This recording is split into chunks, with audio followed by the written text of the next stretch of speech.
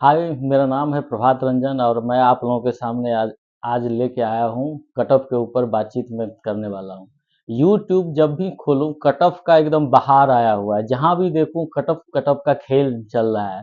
लोग एग्जाम देके ये लाइब्रेरी में बैठ कर के पढ़ रहे हैं, जो लोग घर में पढ़ रहे हैं उन लोगों के माइंड में ये भरा जा रहा है जो कट ऑफ ये रहेगा, कट ऑफ वो रहेगा। लेकिन आज मैं आप लोगों के सामने बात करने इसलिए आया हूँ कि जो लोग 13 तारीख को एग्जाम दिए हैं और जो लोग 4 तारीख को एग्जाम दिए हैं, इस दोनों में क्या अंतर है। 13 तारीख वाले एग्जाम में क्वेश्चन जो लोग पहली बार देखे थे उन लोगों को लगा ही नहीं था जो वन लाइनर टाइप का क्वेश्चन आएगा। लेकिन जो लोग 13 तारीख को एग्जाम दे रहे थे, सॉरी, जो लोग 4 तारीख को एग्जाम दे रहे थे उन लोगों को पता चल चुका था कि क्वेश्चन वन लाइनर फॉर्मेट में ही आने वाला है। तो ऑब्वियस सी बात है, जब ट्रेंड का पता चल गया तो उन लोगों का स्कोर 13 तारीख वाले से 3 या 4 नंबर ज्यादा आ सकता है। इससे ज्यादा तो हो नहीं सकता है। कोई लोग ये नहीं है कि मतलब ट्रेंड भी अगर पता चल गया है तो वो लोग बहुत ज्यादा स्कोर नहीं कर पाएंगे। तो कट ऑफ के ऊपर बात करना चाहेंगे। जो जब भी यूट्यूब मैं भी खोल रहा हूँ, क्योंकि मैं भी एक एस्पायरेंट ही हूँ और मैंने भी एग्जाम दिया है 4 तारीख को। तो जब भी यूट्यूब कोई ये बता रहा है, कोई वो बता रहा है, कोई बता रहा है जो 85 जाएगा, कोई 86 जाएगा, कोई 90 जाएगा, कोई 94। मेरा एक दोस्त एपीओ है, बीपीएससी के थ्रू ही गया है वो। उसका एक बात हमको बहुत अच्छा ये लगा था, जो आप इतना मेहनत कर दो, इतना स्कोर कर दो कि आपको कट ऑफ के बारे में सोचना ही ना पड़े। और कहीं ना कहीं ये उनकी बात बहुत चरितार्थ हो, मतलब ये होती है। कट ऑफ के बारे में आपको सोचना ही क्यों पड़ रहा है। आप इतना पढ़ो कि आपको कट ऑफ के बारे में सोचना ही ना पड़े। लेकिन फिर भी कट ऑफ तो कुछ ना कुछ जाएगा। और चूंकि यूट्यूब पर बहुत सारा बात ये भी चल रहा है कि स्केलिंग होगा। मैं ये पूछना चाहता हूँ, जो सचिव महोदय ने ये तो नहीं कहा था जो एकदम स्केलिंग होगा ही या नहीं होगा। उन्होंने ये कहा था कि अगर जरूरत पड़ी तो स्केलिंग हो सकता है। तो स्केलिंग की बात हमको नहीं लगता है, जो अगर मतलब स्केलिंग की बात मतलब अगर कोई करता है चेयरमैन या फिर सचिव महोदय, तो हमको लगता है ये मामला कोर्ट में जाएगा, जरूर जाएगा। और लोग, विद्यार्थी इससे बहुत ज्यादा परेशान भी होंगे। तो चलिए हम लोग कट ऑफ के ऊपर बात कर लेते हैं आज, जो कट ऑफ क्या जा सकता है।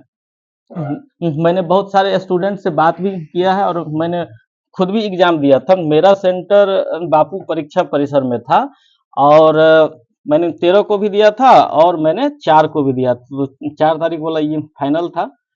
तो सबसे पहले दोनों को मिला करके हम लोग बात करेंगे, जो कट ऑफ क्या जा सकता है। चूंकि मैं लाइब्रेरी में भी रहता हूँ, यहाँ पर भी बहुत सारे स्टूडेंट हैं और मैंने बहुत से बात भी किया है। मेरे ख्याल से जो ये जो मैं कट ऑफ बता रहा हूँ, ये मैक्सिमम बोल रहा हूँ आपको, ठीक है। मैक्सिमम है।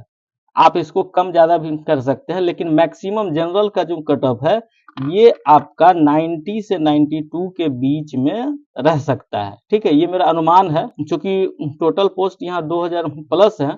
आप इसको 68 और 69 से कंपैरिजन मत कीजिएगा, क्योंकि वहां पर सीटें बहुत कम थी।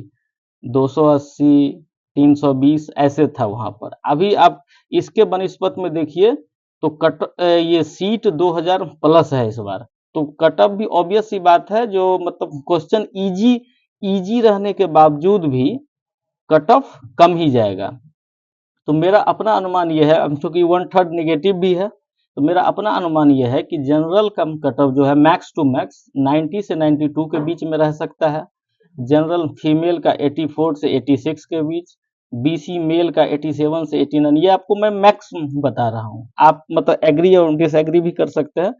फीमेल का 82 से 84, ईडब्ल्यूएस का 86 से 88 के बीच, फीमेल का 81 से 83 के बीच, ईबीसी का 83 से 85, और ईबीसी के फीमेल का 80 से 82, एससी का 75 से 77, फीमेल में 70 से 72, एसटी का 70 से 72, और फीमेल का 68 से 70 के बीच में रह सकता है। और रिजल्ट क्योंकि 24 आवर से लेकर के 48 आवर तक में आपका आ ही जाएगा। तो तो यूट्यूब पर बहुत सारे लोग कटअप कटअप का खेल खेल रहे हैं, ठीक है, और विद्यार्थी इससे बहुत ज़्यादा परेशान भी हो रहे हैं। तो हम लोगों को क्या करना है, मैंने जितना बताया है, अगर आप इस रेंज में हैं तो आप ऐसे भी आपको मेंस का तैयारी करना ही होगा। आप पीटी के ऊपर क्या कहते हैं रिलाय नहीं कर सकते हैं, क्योंकि ये क्वालिफाइंग नेचर का है, क्वालिफाइंग नेचर का है, क्वालिफाइंग नेचर का। आपका जो मेहनत है, हार्ड वर्क जो है, वो आप मेंस के ऊपर फोकस कीजिए।